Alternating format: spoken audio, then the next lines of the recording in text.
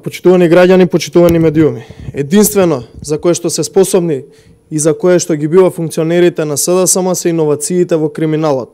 Тоа можевме да го видиме изминативе денови. Тука им нема рамни кога станува збор за грабеж на парите на граѓаните. Криминалниот картел на власт е број 1 и во Европа, а се бори за врвоти во светски рамки. Само на тоа мислат. Како да украдат што е можно повеќе и тоа да го сокријат.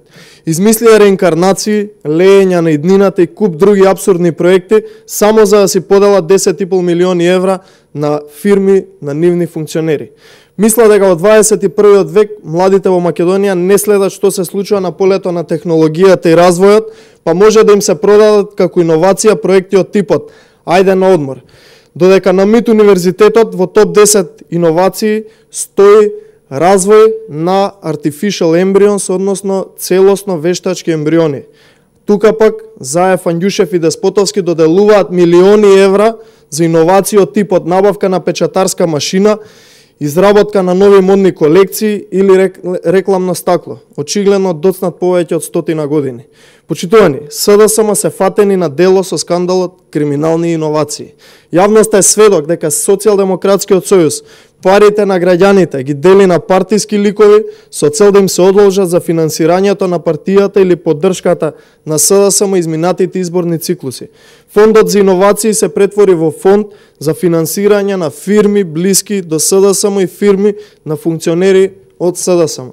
Освен фирмата Каст Инвест, за која што можевте да чуете изминативе денови, во која собственик е Кочо Андјушев, грант од 10 милиони денари и бил доделен и на печатницата Гинис, каде ко-собственик е пратеникот на СДСМ Хари Локвенец.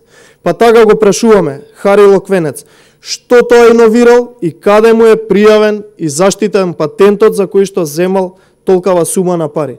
Зошто Локвенец, како и сите други луѓе во Македонија, не зел кредит за да набавува опрема и за тоа да плаќа на комерцијални банки со камата, а не да добие неповратен грант кој не само што нема камата, туку и воопшто не се ни враќа. Скандалот добива загрижувачки размери, бидејќи народни пари се испумпуваат за да завршат во приватни џебови под сомнителни критериуми. Срамота е што се подценува јавноста дека прво не знаеле дека партиски фирми учествувале и добиле мрсни грантови, па потоа дека и тие имале право да учествуваат на истите повици, па за на крај ќе ги врателе парите. Парите што ќе ги вратат, ќе ги вратат. Но тие ќе одговараат за ова дело. Тоа што се обидува во време на менување на име да заработат народни пари е класичен грабеж од џебот на граѓаните. Очигледно не им успеа намерата, ако помине, помине, ако не помине ќе глумиме светци и како големи хуманитарци ќе враќаме грантови. Почитувани, народот ве прочита какви ситни души сте вие политичките бизнисмени од СДСМ.